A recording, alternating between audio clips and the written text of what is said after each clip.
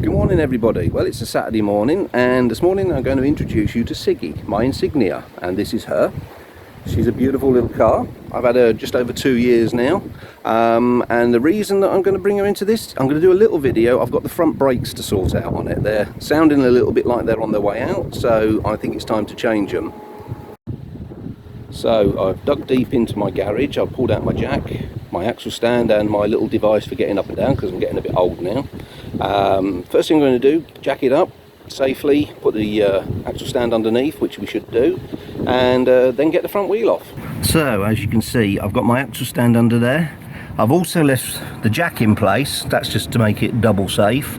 So not a lot of chance of the car slipping or coming crashing back down to the ground while they're under there. So yep, safe and ready to go. Okay, so looking at these now, if you can, I don't know if you can see down in there, that these are pretty badly worn. So what's involved in taking them off and changing them? Not a lot really. I've got to take the caliper off, so that's just a case of undoing this bolt here and this bolt there. The caliper will then come off. That's all there is to do that. I've then got to push the piston back inside, put the new brake shoes on, put the caliper back. That's it, it's job done really, pretty simple.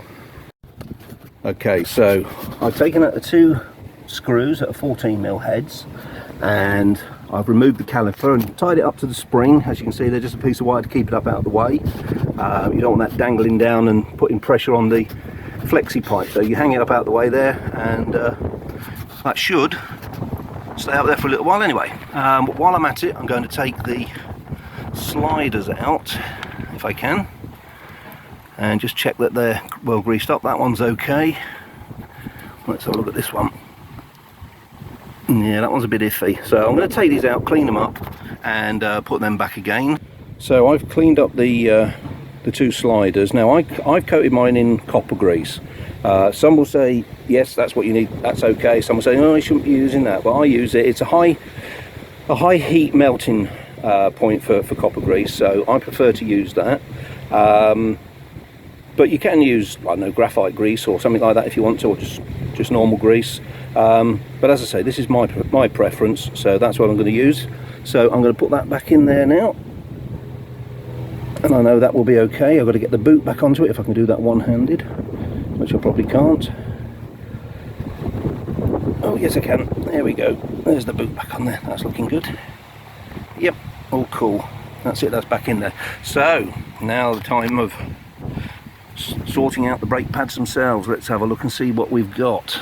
Yeah, well they're well fixed in there by the looks of it. Let's see if I can get that out. Oh, there we go. Well, let's see what's, oh right, okay, so yep, I think we can say that that is pretty useless. That has definitely come to its sell by date. So let's get the new ones on. So as you can see, I have now got the brake pads in place. So was it easy? Yeah, fairly easy. However, there was a problem. Now, I've had this problem lots of times. When you take the old brake pads out, you need to clean up these here, make sure they're clean, and put some grease on there as well. Again, I've used copper grease because I feel that's the best one, because it's a high melting point. You don't have to, but I always do. I've also put copper grease on the outside of the calipers where the piston and the caliper goes. The reason for that is it stops them squealing. I don't know if you ever heard brakes squealing when you're coming up to a junction or whatever. Well, that's the idea. The reason they do that is because they vibrate, and by putting that bit of grease on there, it does stop it. Now, when I was putting these brake pads in, there was a slight problem. Where you have this little noggin here, which slides over these bits here, you normally find when you're using non-original parts, and even with some original parts sometimes, that noggin there just isn't quite big enough. So what I've had to do with these is take out my hand file and just file the sides down a little bit, probably 0.5 millimeter each side, if that, not even that probably, and a little bit out the bottom. Once you do that, they slide over nicely, and that's it. It's as simple as that. So what I'm going to do now, I'm going to put the brake caliper back on, and I'll show you how to do that. Now comes the point where I need to push the piston back in on the caliper, and I've got this little tool here. Basically it's a plate with a thread behind it and a little pad on the end that pushes the brakes in. Now this one's for doing, believe it or not, for rear ABS brakes, so it twists the piston at the same time. However, the little block I've got on the end of here is too small to push the piston in, so what I've done, I put the old brake pad over the top of the piston. I've put that in there, so now what I've got to do, I've got to just wind this in, and you can see the piston here going back in now. That's pushing that back in nicely. So once I've got that back, which will be, that's it, that's about all it needs. It doesn't need a lot. That's it. So I now undo that, that lot all drops out, and I can put the piston back. So with the magic of video, I will catch you when I've put it back. That's the caliper back in place, the brake pad's done. All I've got to do now is put the wheel back, jack the car back up again, take the axle stands down, and go do the other side.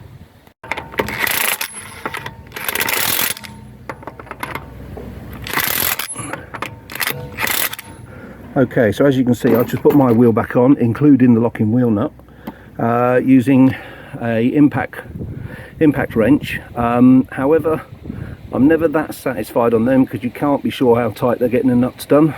So I then bring into play this little beauty.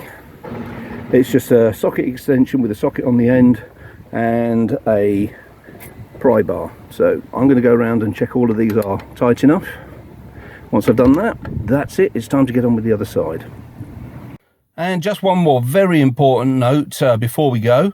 After doing anything to your brakes, before you start your car up and move it, always press the brake pedal, because I guarantee you it will go down to the floor. And if you try and move your car before doing that, you are going to run into something. So please always press the brake pedal first until you get the pressure and the pedal comes back up to the top, and that way you won't have any accidents. Love you all, take care, and if you like what I do, please do subscribe, please do like, and please tell all your friends. Petrolhead Pete, over and out.